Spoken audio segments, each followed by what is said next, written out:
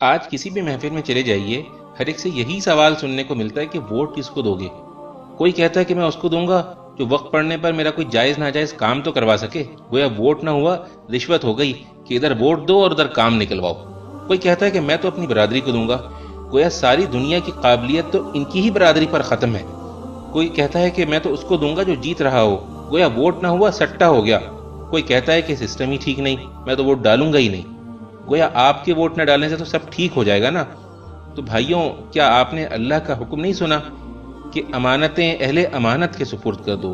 Vote ایسے ایماندار آدمی کو دینا چاہیے جس کے حوالے آپ اپنے گھر کی چابیاں بھی کر سکیں۔ اگر آپ اپنے گھر کی چابیاں اس کو نہیں دے سکتے تو اتنے بڑے ملک کے خزانے کیسے آپ اس کے حوالے کر سکتے ہیں؟ ووٹ ایک گواہی بھی ہے۔ اللہ نے فرمایا ہے کہ انصاف کی گواہی دینے والے بنو۔ جس شخص کے حق میں آپ ووٹ ڈالتے ہیں تو در حقیقت آپ اس بات کی گواہی دیتے ہیں کہ وہ امانت، دیانت اور حکومت کے امور چلانے کی قابلیت رکھتا ہے۔ اور ووٹ نہ ڈالنے والے وہ بھی اللہ کے اس فرمان کو یاد رکھیں کہ اس شخص سے بڑا ظالم اور کون ہوگا جس کے ذمے اللہ کی طرف سے گواہی ہو اور وہ اسے چھپائے۔ پھر سنیں میرے بھائی، ووٹ ایک سفارش بھی ہے۔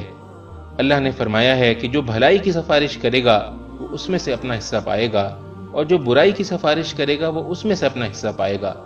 آپ کے ووٹ سے جو جیتے گا، آپ کی برادری کا ہو یا نہ ہو، اور ملک میں اچھے کام کرے گا، اس میں آپ کا بھی اجر ہوگا، اور اگر وہ برے کام کرے گا تو اس کے گناہ میں آپ بھی برابر کے شریک ہوں گے۔